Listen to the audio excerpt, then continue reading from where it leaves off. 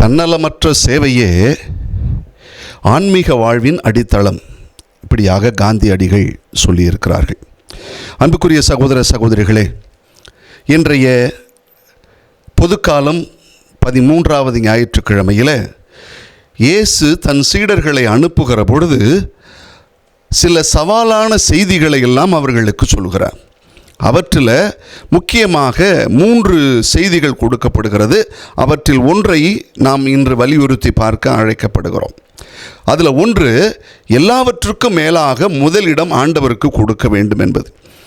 உறவுகளை விட இயேசுவுக்கு முன்னுரிமை கொடுங்கள் என்று சொல்வது தான் இன்றைய நற்செய்தியினுடைய வசனம் 37லிருந்து 39 முடிய இதைத்தான் வலியுறுத்துகிறது.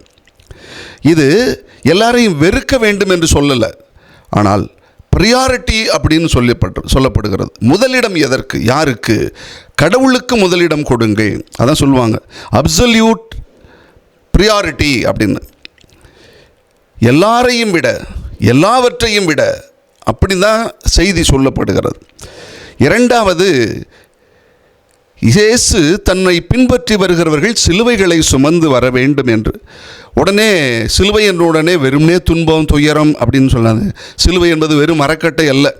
இயேசு கிறிஸ்துவுக்கு நாம் எடுக்கிற நம்முடைய தியாகங்கள், அவருக்காக நாம் செய்கின்ற எல்லா எதிர்ப்புகளையும் கடந்து வாழ்வது, இதுதான் இயேசுவுக்கான தியாகங்களாக பார்க்கப்படுகிறது. அன்புக்குரியவர்களே, இயேசுவுக்காக உயிரையும் கொடுக்கிற மனநிலை வேண்டும் என்பதை இன்றைய நற்செய்தி நமக்கு எடுத்து சொல்கிறது.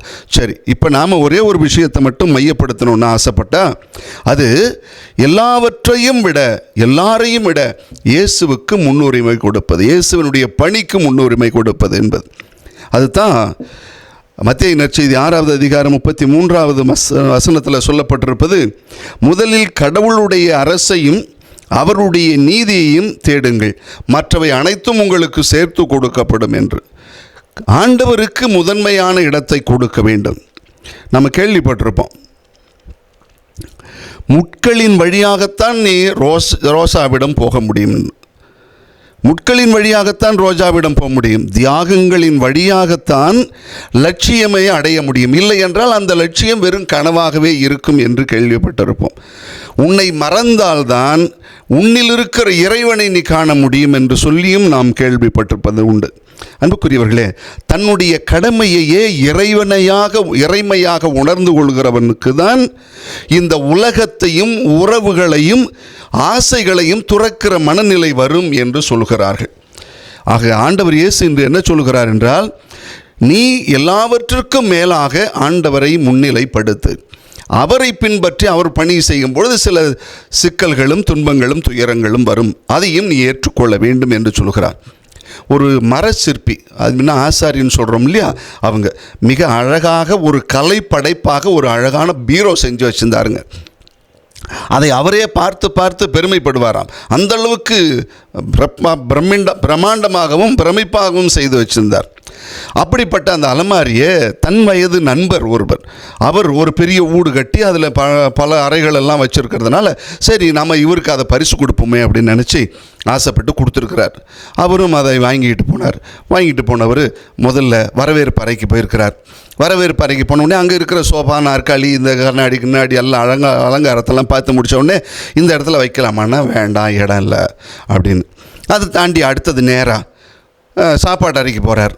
சாப்பாட்டு அறைக்கு போன உடனே அங்கே எங்கேயாவது வைக்கலாமான்னா அங்கே இருக்கிற பீரோ இதெல்லாம் பார்த்துட்டு வேணாம், இது ஏற்கனவே அழகாக இருக்குது அப்புறம் விட்டார். அப்படியே நேராக படுக்கை அறைக்கு எடுத்துகிட்டு போகணும்னு படுக்கை அறைக்கு போய் பார்த்தா அங்கேயும் எல்லாம் ஃபுல்லாகிடுச்சு. வேறு வழி இல்லை, நேராக கொண்டு பின்னாடி ஒரு அறை இருந்தது.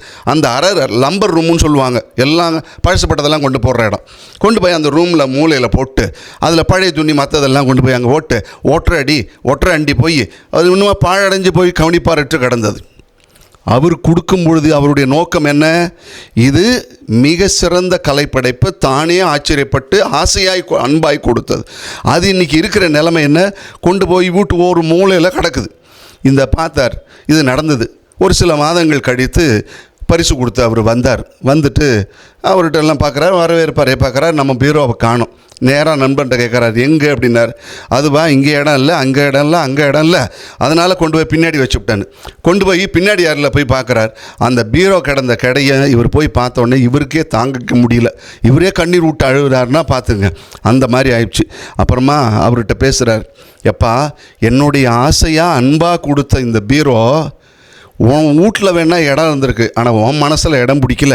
அதனால் என் படைப்புக்கு உன் வீட்டில் இடம் இருக்கிறது, ஆனால் அதற்கு மதிப்பில்லை என்று சொல்லிவிட்டாராம்.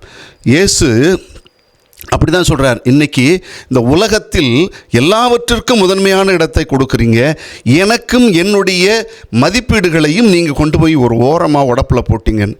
நான் வேடிக்கையாக கூட சொல்லுவேன், இயேசுநாத சாமி மட்டும் இன்றைக்கி பணமாக, பதவியாக, பேரா, புகழா வந்தார்னு வைங்களேன், எல்லா வீட்டிலும் எல்லாருக்கும் முதன்மையான இடமா இருக்குமோ அப்படின்னு கூட நினைக்க தோணும். ஏன்னா இதுதான் இன்றைக்கி இந்த பணம், பதவி, புகழ் எல்லாமே இயேசுவையும் இயேசுவின் மதிப்பீடுகளையும் பின்னுக்கு கொண்டு போய் ஒரு மூலையில் ஒரு ஓரத்தில் தள்ளி போடுது. ஆனால் இயேசு விரும்புகிறது என்ன தெரியுமா?